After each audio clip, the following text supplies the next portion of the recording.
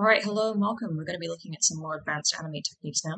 We've learned the surface level things about tools, we've learned how to move objects, how to tween objects, and now we're just going to look through some more in-depth stuff on tools.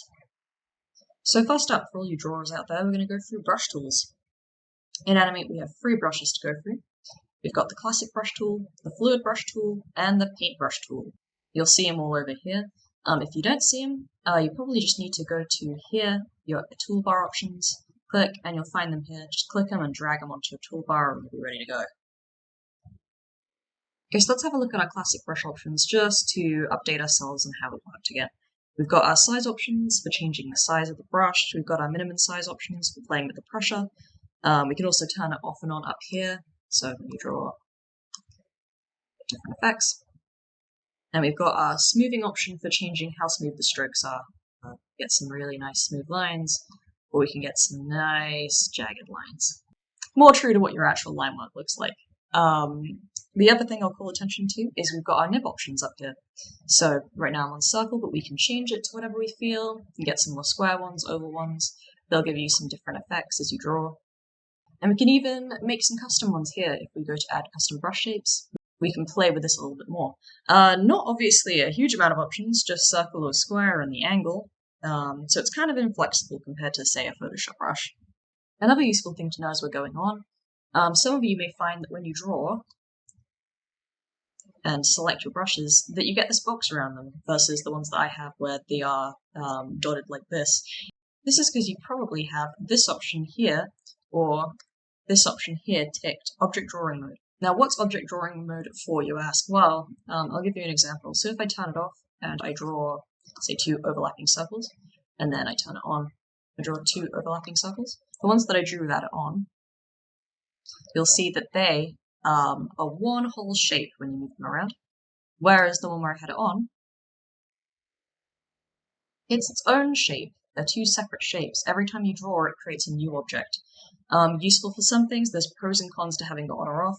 For my tutorial, I'm going to keep it off because I feel like it's going to overcomplicate things a bit. But if you find your brush looking like that, that's why. It's because that option's on. Okay, so I'm just going to clear my canvas a little bit, just selecting and hitting delete. So let's look at our next tool, the fluid brush tool. Okay, so the fluid brush tool.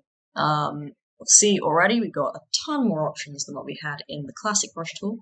If I just give this a little while, you'll see that it's kind of creating a paint-like effect as I draw.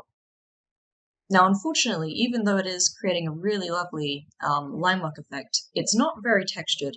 It's basically just like the classic brush tool, but with some more options to play with. Not as customizable as a Photoshop brush, but way more customizable than the classic brush.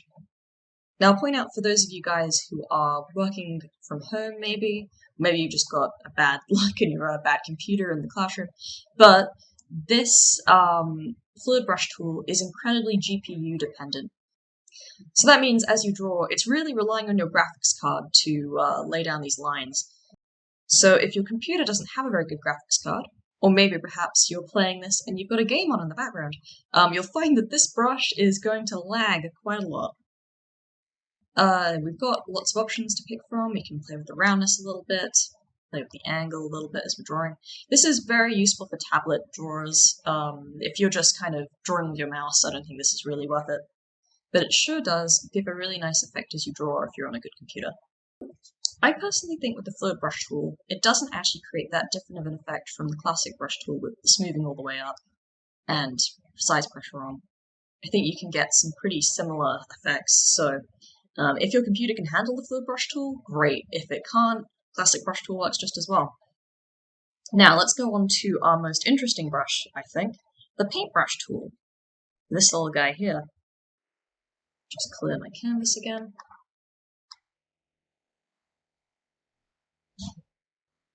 Now the paintbrush tool, let me just default this bad boy.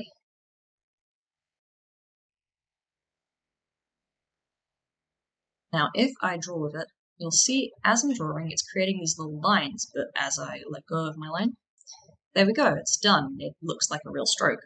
Now, why is it making this weird effect? Well, because it's working a little bit differently from our classic brush tool. If I do the same thing with my classic brush tool, as an example, let's have a look. If we look at our classic brush tool, and I'm going to open up the subselection tool here just so we can look, and I select it, you'll see that this is actually an object. We can play with the stroke a bit, but we can't really edit the shape of the line. Now, if I take a look at the paintbrush tool, you'll see that this is actually what we call a Bezier curve. You can edit the line itself. Now, why is the paintbrush tool like this? Well, it's because the paintbrush tool is actually a lot more editable after we've drawn. So let's have a look at this and what we can do with it. So if I click on this, we look at our stroke size. If I jack it up, you'll see that it's editing the stroke size. If I did that here, well, there's no option to, it doesn't work.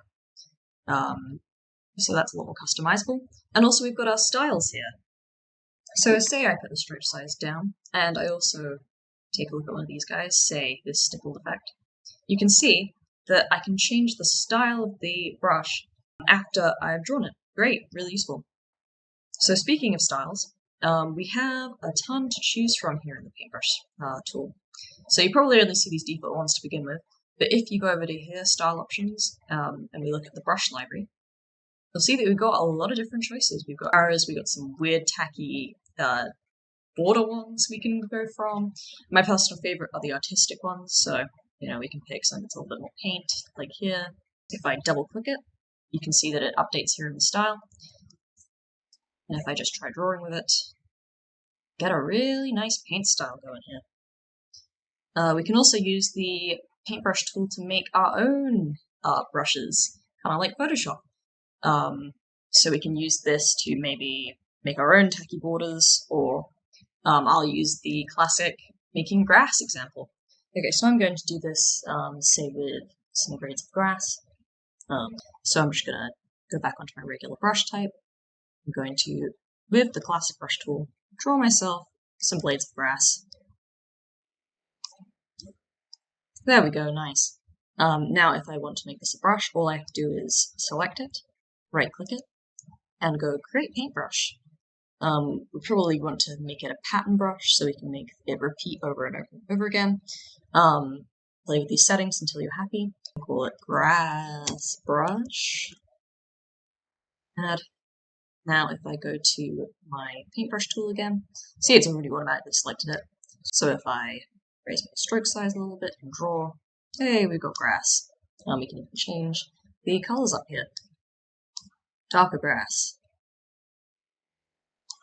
Lighter grass. So yeah, you could even create some variation.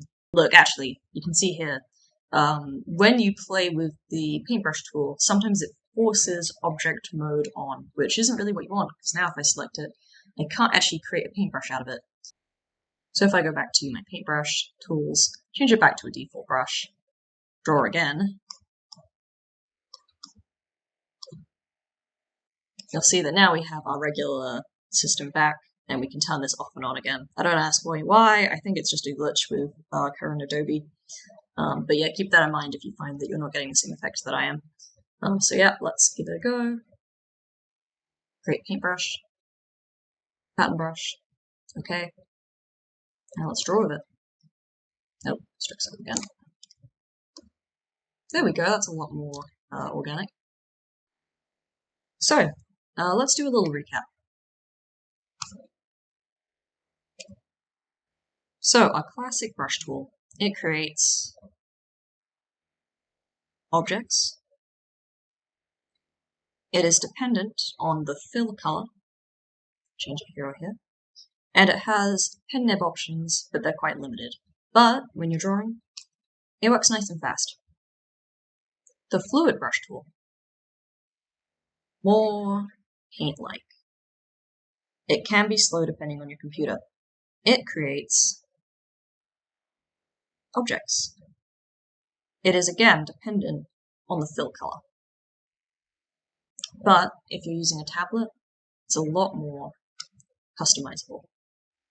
Finally, our paintbrush tool creates Bezier curves.